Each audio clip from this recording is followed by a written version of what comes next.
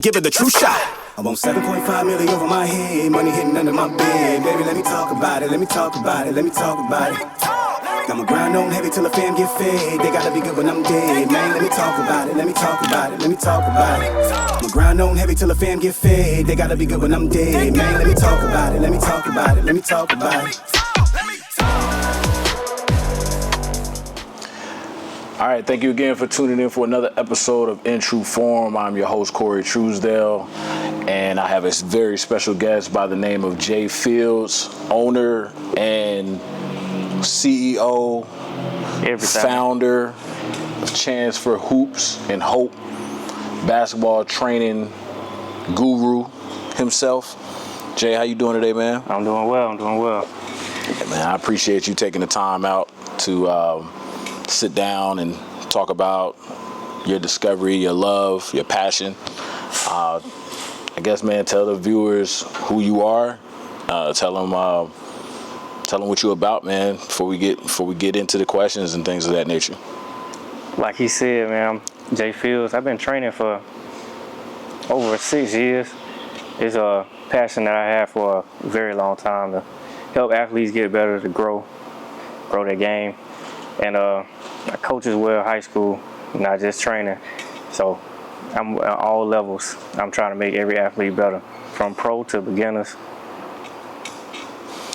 Hey, so a lot of people don't know, I've known Jay since when you was in elementary, middle school? Yeah, you was trying to come get me the hoop at the Y, 5, 6 in the morning.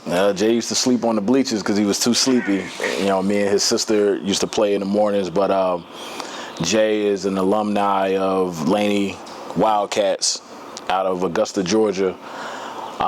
When I met Jay, Jay was very passionate with basketball, huge Kobe Bryant fan, rest in peace. Used to come over his house, play video games with him, you know, just pretty much sort of like a C-level mentorship type of thing. But I noticed the passion in him real early on the love that he had with the game of basketball, and he's brought a lot of different things to the city. But I want people to kind of peel back I want people to see and hear you peel back the layers of what brought you to having Chance for Hoops and Hope, and pretty much how it's been shaping you as an individual. Pretty much, when I started, I just felt like I was overlooked in a lot of things. So I was training my ass off, trying to get better and better. And unfortunately, I had got hurt, which kind of derailed a lot of things. But over time, when I was in college, I started coaching rec. And then when I was coaching rec, just the way I was coaching their kids, the way our practices was, the way I was helping their kids get better, parents they were saying I should be a trainer because the way their kids was taking to me, and I was teaching them different aspects of the game, helping them grow. And you know, it's rec. People don't really teach kids how to play basketball for real. But I was one of them coaches that actually treated it like a real practice, showing them defense is everything. 2-3, it was a very disciplined team, offense and defense. And that just started the journey of I just want to give kids a chance to get better. So if they overlooked and they playing rec or anything, next year they can be trying to make their high school, middle school, any team, and prove that they didn't work and got better over the time. When you say you were overlooked, you know, that creates a chip on your shoulder, things of that nature. And what is it that you experienced? What's the definition of being overlooked for those who may feel the way you feel or felt at one point in time? What does that look like? And kind of walk us through that journey. What year was that, or how old were you during that time? And you know, what was the cause of it? I don't really want to touch on names. It's just back where I was. Nah, we want names. No, I'm just playing. Go ahead. I'll just say back in high school, maybe I wasn't progressing the way people thought I should have been progressing or whatnot. But I just feel like I was working hard as hell to be the next man up or be the man out there. And I just felt like I wasn't given the right chances, or if I tried to do something, it wasn't looked at the right way, that I was doing things the right way. Then somebody else come and do the same thing I'm doing, they get praised for it. Right. But I'm working hard as they is, and I'm just not getting opportunities Right. to show that I'm working as hard or that I can prove that I can be on the court with people. So yeah, I think a lot of athletes, they go through that, man, whether at any level, elementary school, middle school, high school, college. Even in the NBA, we see a lot of players that's, amazing athletes. Like, you could just tell, like, they know the game, but because politics are involved, or like you said earlier, like an injury may derail you, slow you down some. What has been a driving impact for you to overcome that adversity that you suffered earlier and still allow you to move towards your common goal with some of these student athletes? Early on, that helped me was just, I say Kobe Bryant is really main motivator, because some days I'm thinking, like, if I'm not working, somebody else working. They trying to do what I'm doing, or they doing it better. So I gotta be in the gym doing what they doing, working harder than them. And I just kept going and going and going, just pushing myself to be better and better. Just when the time presents itself, I was gonna be ready for whenever opportunity came. Yeah. Your journey started with rec league, like you mentioned earlier, coaching and a few supportive parents. What was the moment that you truly believed this could be bigger than just training? I just sat down one day and I was like, I just feel like this is my calling. I feel like this is what I should be doing, helping kids get better. And I just started sketching out a logo, everything. And then one day when I started coming back from college, I started doing training. This when my sister was coaching at Glen Hills Middle, so I was trying to use their gym to train folks. And I didn't have many clients at first. I had like Robert DeSilvia, that was like my very first client. He stuck with me for a long, long time. And then from there, I was going from gym to gym. I was at Hornsby next, trying to use their gym, train a couple athletes. It'd be days I'm sitting there like, what am I doing wrong? Why I'm not getting people to come train? Mm-hmm. So I was almost, at one point, I just wanted to like stop and like give up. But in my mind, I was like, I can't give up. Kobe wouldn't give up. Nobody else would give up. So I just got to keep going till the clientele build up. Yeah. And then I would say COVID hit, and I was just outside. Some people was coming to work out. The people that was out there with me, them the real ones that was coming to work out with me. And then I just took a leap of faith getting this gym, because I didn't know if I was going to have enough clientele to even pay the rent for the months. But then God made a way. People started inboxing me, hitting me up that they wanted to come train, and I just feel like that was still the calling for me. So I just kept going and going, and now we are here we are today. Yeah, you overcame COVID. A lot of people kind of use COVID as like a driving force for their businesses and their aspirations. So you clearly took it head on. Any challenges that you had prior to COVID that was kind of like making you second guess? I know you mentioned earlier when you were saying that you was going to different gyms and you was just questioning if you're supposed to be doing anything or if you should be doing that. What were some other type of challenges that you may have encountered, or if you did have any other ones? I would say I would think it's like mental. You thinking like, am I really making this person better? Am I doing the right drills? Do I know what I'm doing? But then you just got to keep sticking with it, and over time keep growing and growing, and realize that your drills actually working for people, and they actually translating over to the game.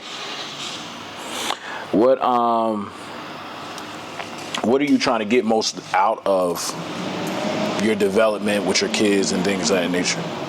I really want them to like. Good. The most I want them to get out of it is that if they was like the last person on the bench, that they working, they showing that they done moved up in the rotation from maybe 6-man to starter, maybe from not having no offers to that they so confident that they playing on the highest level, just keep moving up and up. I don't want anybody to come and feel like they got to be the best of the best to come train with me. I feel like you can be the worst and you can come work on your skills with me, and we're going to grow to you being the best. Like nobody has to be the best to come train with me. Yeah. I feel like that's what I like to preach. You don't have to be the best to come train. You can be mid-level, beginner, and we're gonna grow. Right. Our game's gonna grow. Right. What's your ages that you train?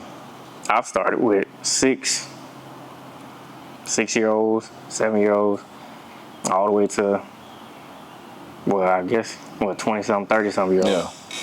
Yeah. Do you take your training on the road, or is it just solely based out here in Augusta, Georgia? For now, it's solely been based out of Augusta, Georgia. I would definitely like to go on the road and like train other folks that would have me, but I just haven't got to that point yet. Yeah. You do you do any type of virtual training? Like you have like kids that are out of state, out of area, get them to log in, or you have anything like that, and you do something kind of virtually, have them kind of get on like a Zoom, you post up here in the gym? You ever thought of doing something like that? I have thought of doing something like that. I just recently, I got a Chance for Hoops and Hope app called C4HH Training. Okay. That I need to get more on and build it. Okay. But it's already out. If you want to tell everybody how they can download. Go to the App Store, Google Store, C4HH Training. You download it. You can actually, when you log on there, it'll already be some drills and stuff on there I already got on there from past that I uploaded. Okay. Anything else that you see as far as in the future for Chance for Hoops and Hope? Yeah, I would love. The merch is dope, by the way. So I still got my book bag that I got from almost day one. I think you launched the book bag out, but you have anything else outside of like merch and things of that nature that you have that's going to be coming out, or you want to announce, or you kind of got some stuff in the? I still got merch, t-shirts, shorts. How can they get the merch? You can inbox me on Instagram, Facebook, and tell me what you want. I'll be posting like different shirts that I have during the seasons that I make. Just gotta be willing to represent the brand, promote the brand. There you go. You've trained everyone from beginners to college players and to pro athletes. What principles did you instill in your clients, no matter what their skill level is? Footwork, fundamentals. Gotta get you everywhere and make the game simple. You don't have to dribble 10 to 15 times to get to your spot, to get to a dribble pull up. If you a big fan of Kobe, you know he didn't do all that. Right. He just got to his spot. Yeah. Whether you think you can stop it, you have to try. What's one moment in your journey, whether a setback or a success? You mentioned the injury. If you want to peel that back a little bit, that changed the way you view leadership or community impact. Let's see. Well, the ACL injury, I was just training so hard. I feel like I probably wasn't taking care of my body. But what year in your high school journey was that injury? 2014. And that was your junior year? That was going into my senior year. Senior year, you suffer a catastrophic injury like that magnitude. It was right before the season, wasn't it? Yep, playing pickup. How did you feel when that happened? What was your emotions? What was your fears? What's the feelings that you went through that nobody knows Jay went through this? I didn't know if I was gonna be the same, really, or if I was gonna come back and even try to play basketball again. There was plenty of time I was just sitting in the room like I don't even know what to do for real, because I'm about to miss a whole year, and you never know how you're gonna come back. I feel like I was about to be at the peak of what I was working on all summer. Mm-hmm. I was ready to come back and show everybody what I had been working on. Mm-hmm. That was gonna be we played in the league together before that injury. I feel like that was gonna be a great year. You was ready. What you was averaging about 12 assists, 13 assists when we was on the same squad? Yeah, just passing it to you because you know you're a shooter. For the young trainers or entrepreneurs who are just getting started like yourself at one point in time, what is it that you can tell them? What advice that you can give them? Something meaningful, something that helped them build to what they're trying to do. What can Jay tell them, especially after looking where you started and where you are today? I just say, don't give up, because there's gonna be other people. There's gonna be other trainers' names that's gonna be bigger than yours. So you gotta basically keep trying to build your name. But it's as you building your clientele and your clients getting better and better, it'll be the word of mouth of how great your training is, and the community also got to support you. Right. The community got to show that they willing to share anything you have, show other parents, like just keep promoting. Then when the training keeps growing, you'll help them grow because you're able to reach out to more folks and show that they've been training with you and they've been getting better. Yeah. What Jay is saying is share, comment, tell people about his business. Like, it's one thing as entrepreneurs, especially when you're local, a lot of people can sometimes forget the support aspect behind it, how big and how huge it is. We'll support and share the famous people that came through, or, you know, folks that you never met before, but you have someone just like Jay in your area, support them. You know what I mean? Like, share his post on Facebook. You know, I try to do my best at doing it, you know, on TikTok, and he's everywhere on all social media platforms. So, you know, if you see someone moving just because they don't have 20,000 followers and things of that nature, like, just still, you just never know what that one share is going to do, and that one comment is going to do, is going to entice someone to want to look at them and do those different kind of things. So, you know, what is it that you can actually kind of build your momentum towards for the next few years? This episode of In True Form is brought to you by Super Deodorant. The aluminum-free, fragrance-free deodorant that actually works. You just put this under your armpits. Promise you. You know what I'm saying? Whether you're on a stage or in the gym or chasing purpose, Super Deodorant has your back and your pits. No harsh chemicals, no irritation, just confidence that lasts. Visit superdeodorant.com/intrueform. And if you sign up today, you'll get 10% off your first order. Smell less, do more. Peace. Because you've grown. You know, you've gone from, like you said, you know, you just recently won a championship for the JV. Yep, first year. Girls team, right? Yeah. For Butler Bulldogs out in Augusta, Georgia. Jay, basically, are you the assistant coach or you the head coach for the JV girls? Head coach for the JV girls. Now, I'm sure a lot of people didn't think I was going to win when I took over. You said you had the doubters. Yeah, I'm sure they didn't think I could coach for real, but, you know, I showed them this year. So you have to build on that. So with winning comes accomplishments, of course, and, you know, those different kind of things. People want to be attached to you. Have you seen your popularity, in a sense, rise? Because I know that they have like an Augusta Awards banquet that takes place here. Were you nominated for anything, or did you win any awards? Nah, you know, I ain't. As the underdog, how did that make you feel? I don't want to say same old Augusta, but I'm going to say same old Augusta. I mean, I could probably do everything, like keep winning. People train me, get better. They take over. They become superstars. Probably still won't get the support that I feel like I deserve from helping other people. I've been in the shadows, in the background for too long. Yeah. I feel like it's time for me to come forward and people realize what I do. Well, you have the Mamba Mentality. I've told you that for a long period of time. I seen where you started. I know where you are today. I've been watching you. Our stories has always been similar. I was the overlooked in my high school. You know, I was one of the best players to come through Josie, and I got overlooked often. And it had to take other things to, come into that spotlight and things like that. But the advice that I can tell you is, man, is just keep pushing. You know what I mean? Keep doing what you're doing. Every time I come here, I see you got other athletes that you working with. Your video production has gotten better as far as for your social media. So it's growth. So take those small wins and just keep rocking it out.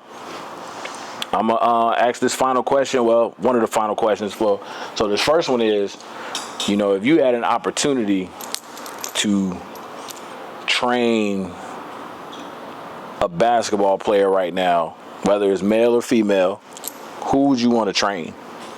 Who's that person that you looking at, man? Like, man, I wish they could step foot in my gym, and I can just show them some things. Who is it that you looking at? You watch college basketball or keeping track of the NBA right now? Yeah, I be watching both. I feel like every athlete that's stepping here, like if they on that level, I feel like I can show them some things. Yeah. Besides like what they already got going on. Yeah. But I know in the league, let's say the NBA, man, I would just love to sit down and talk with somebody like Curry and LeBron and them. Yeah. Just pick their brains, see what they got going on. Yeah. And then how I could grow my business. Because I know they take their trainers with them when they go places. Yeah. So that means they had to start somewhere. They had to believe in them to grow their games. Yeah. Who's your top 5 in the NBA right now? You got an all-time list or you got current? What you got? You know, my top 5 is Kobe. Number 1 in that Number order? 2, Kobe Bryant. Okay. Number 3, Kobe Bean Bryant. Dylan, and Dylan. That's you with Kobe, huh? Yeah, always. Because, I mean, now you got the LeBron fans that everybody going to look over Kobe because he not here to talk for himself no more. Mm-hmm. And you always got the Jordan debates. Then you got the Curry debates, how he changed the games, how he could be the best point guard ever. But people skip over Russ. Russ averaged triple-double for about 3 straight seasons. He just ain't got no championship. You know, AI, he was influential to me too, just how he played. You being a fundamental coach, though, and a fundamental trainer, you think Russell Westbrook got fundamental skills? Yeah. Yeah? What he do. Yeah? He just, now how the NBA is, where you only got to shoot threes to get layups, you can't really show how you can get to a mid-range pull-up and all that. We gonna have to talk about that off camera because I like Russ as well, but Russ has these mental laps on the court, and it kind of questions his ability to, like, where did the fundamentals go? But we ain't gonna go into So that. it's the analytics part. Yeah, I don't even look at analytics. So my final question to you is, in true form, you think about authenticity and resilience, stepping into your purpose. What does being in true form mean to Jay, and how do you embody that in your daily life? I feel like every day I step into the gym, I come in with a purpose to make everybody better that day. Whether we work out for 30 minutes, 45 minutes, we're going to work on something that you can use in the game. Well, definitely going to be dribble pull-ups. Every athlete in Augusta need to come work out with me. That's how I feel. Like, you can learn something from different trainers, but tap in with Chance for Hoops and Hope. We can actually get to that mid-range pull-up that everybody seems to shy away from. Yeah, the mid-range is definitely a deadly part of my game. I still work on it, still tap into the different basics on getting to that point. But I appreciate you, man, taking the time out. Hopefully this podcast puts you in a different spectrum as far as for, business down the line, exposure. That's my whole common goal, is to give people that platform that some people may not have. But I appreciate you coming through. Well, opening your gym to me. It's a beautiful gym. I love the Kobe Bryant mural and everything. You can get that fixed up there. But appreciate y'all tuning in for another episode of In True Form. This is Jay Fields, the owner and founder of Chance for Hoops and Hope. Peace out.